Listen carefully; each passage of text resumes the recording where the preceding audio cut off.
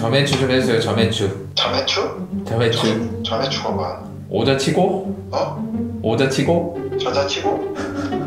아, 고답이네, 고답이. 고답이? 아이고, 고답이네, 고답이. 너도. 방금 줄임말도 보셨죠? 줄임말은 완전체로 펼칠 수 없으면 우리말도 이해할 수가 없습니다. 근데 영어 안에서 예전에 어렵게 배웠던 대다수 거의 90% 가까이 원래 길었다가 줄어든 표현들입니다. 그것들이 전부 다 뭐 동명사라든지 현재분사, 과거분사, 오형식 동사, 분사구문 이 모든 것들이 원래 길었다가 줄어든 원리 안에 해결할 수 있는 부분이었습니다. 안녕하십니까, 홍스맨입니다. 지난 시간에 1.5라는 동사에 대해서 굉장히 특이한 동사에 대해서 배워봤는데요. 오늘은 더 중요한 이야기가 나옵니다. 사실 더 중요하다라기보다는 예전에 더 어려워했던 부분이에요.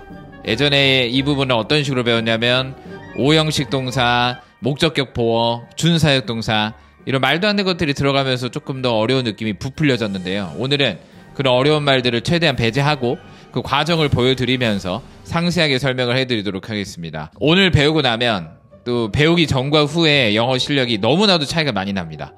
반드시 알아야 될 부분으로서 제가 확실하게 설명을 해드리도록 하겠습니다.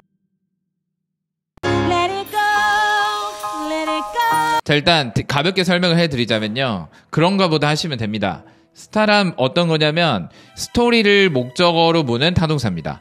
그러니까 목적어의 내용이 단답형으로 끊어지는 게 아니라 스토리로 목적어를 무는 타동사를 우리가 앞으로 스타라고 부르겠습니다.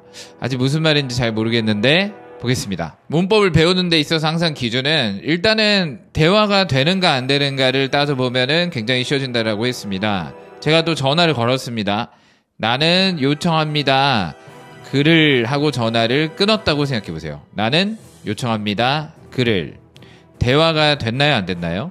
더 이상 궁금한 게 있는지 없는지를 한번 따져보시기 바랍니다. 비슷한 느낌으로 하나 더 가보겠습니다. 나는 허락합니다. 글을. 나는 허락하다. 글을. 대화가 되나요? 도대체 뭐를 허락하고 뭐를 요청하는지에 대한 추가적인 정보가 궁금하죠. 스토리를 목적어로 물어야 되는데 글하는 사람이 나타났기 때문에 대화가 안 되는 겁니다. 이번에는 목적어를 스토리로 담아보도록 하겠습니다. 나는 요청합니다. 뭐를 요청하냐면 뒤에 있는 대절이 목적절에 들어갔습니다. 그럼 해석은 주어가 동사한다는 것을 그가 반드시 일할 것을 요청했습니다.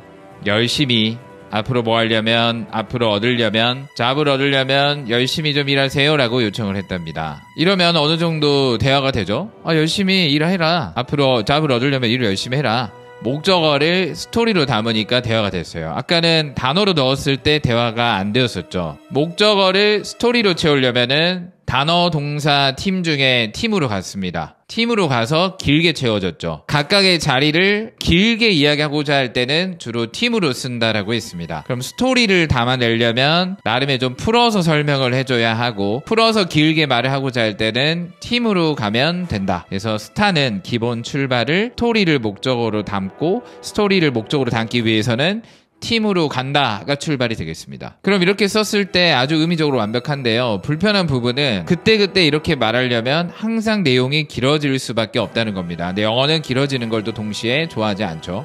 그래서 이 부분을 압축해서 쓰고자 할 때가 있습니다. 우리 이 절차가 필요하긴 한데 이거를 조금 압축해 볼까? 이런 말을 하고 싶다는 거예요. 그래서 여기 있는 팀을 좀 줄여보겠습니다. 자, 우리 팀을 깨려면 일단 여기 있는 대시 사라져야 되겠죠. 자, 지금 여기 있는 he가 주어 역할을 할 수 있고 여기 있는 should work가 동사로 쓰일 수 있었던 이유는 대시 여기서 자리를 내어줬기 때문이죠. he, 너 주어 하세요. should work, 동사 하세요라고 대시 자리를 내어줬습니다. 밑에는 he should work가 주어 동사로 쓰일 수 있었던 거는 대시 있을 때의 이야기고요. 대시 사라지는 순간 더 이상 이 부분은 주어 동사 역할을 할 수가 없겠죠. 이유는 마침표 하나 안에 주어 동사는 한 세트만 쓸 수 있다고 했습니다. 그래서 he should work는 더 이상 동사로서 역할을 할 수 없어요. 그래서 이 부분이 ask 뒤에 목적어 자리로 바뀌었기 때문에 he를 him으로 바꿔줘야 돼요. ask는 타동사고 타동사 뒤는 목적어 자리고 목적어 자리에 대시나 wh 없이 he가 들어가고자 한다면 당연히 him으로 바뀌어줘야 되겠죠. 우리 나는 사랑합니다 글을 할 때도 I love he가 아니라 I love him으로 바뀌는 것처럼요. 그리고 우리가 하나 더 should, will, can 같은 것들은 액면상으로 주어가 사라지면 전부 다 to로 바뀐다라고 우리가 앞 시간에 I don't know what to do 뭐 이런 표현을 배우면서 이야기가 나왔습니다. 그래서 여기 있는 should나 will 같은 조동사 같은 것들은 전부 다 주어가 사라졌을 경우에는 to로 바뀐다는 걸 일단 알아두시면 되겠습니다. 조동사 같은 것들은 완전체가 무너질 때는 to로 바뀐다. 뭐로 바뀐다고요? to로 바뀐다. 그럼 보라색 부분에 한번 집중을 해주세요. 이해되셨나요? 원래는 ask 뒤에는 목적어를 스토리로 써야 하는 스타기 때문에 덜을 빌려서 길게 썼다. 이렇게 썼을 때 완벽했는데 문제는 좀 길어지는 듯한 느낌을 받았다. 그리고 길어질 때는 줄이고자 하는데 대시 사라지고 대시 사라지면서 히는 힘으로 바뀌고 조동사 같은 것들은 to로 바뀌어서 him to work와 같은 느낌으로 바뀌었다. 생각보다 많이 짧아진 건 아닌데요. 읽어보면 바로 압니다. I ask that he should work라는 느낌보다 I ask him to work로 바로 넘어갔을 때 느낌이 훨씬 가볍습니다. 눈으로 보기도 그렇고요. 그래서 줄여 쓴 표현이다. 방금 원래 길었던 게 줄어든 걸 봤는데 이 원리를 어려워할 필요가 없는 것이 우리말 안에서도 일상생활 속에서도 진짜 자주 쓰고 있는 줄임말 같은 원리와 똑같습니다. 우리 스타벅스를 줄였을 때는 어떻게 되나요? 스벅으로 줄어든다고 했습니다. 나름의 원칙이 있죠. 앞글자를 남겨두고 뒷글자를 빼는 구조로 우리가 줄여 쓰곤 합니다. 이건 좀 덜 쓰는 것 같긴 한데 그래도 이렇게 줄여 쓰는 사람들이 있을 겁니다. 우리 스벅에서 7시에 만납시다 라고 하면 모두가 이해할 수 있는 단어일까요? 그렇지 않죠. 스벅이란 단어를 처음 들어보신 분들은 스타벅스가 스벅으로 줄어든 단어인지를 모르고 계신 분들에게는 스벅이 어디야 라는 물음표가 있을 수밖에 없습니다. 그럼 스벅 뒤에 물음표가 붙지 않고 이 스타벅스라고 이해할 수 있는 유일한 방법은 머릿속에 완전체가 펼쳐져야만 가능하다는 거예요. 우리가 줄임말을 이해하는 과정은 원본이 완전체로 펼쳤을 때야만 가능하다. 여기서 끊겨버리면 대화가 안 된다는 겁니다. 다시 스타벅스를 스벅으로 줄였습니다. 이유는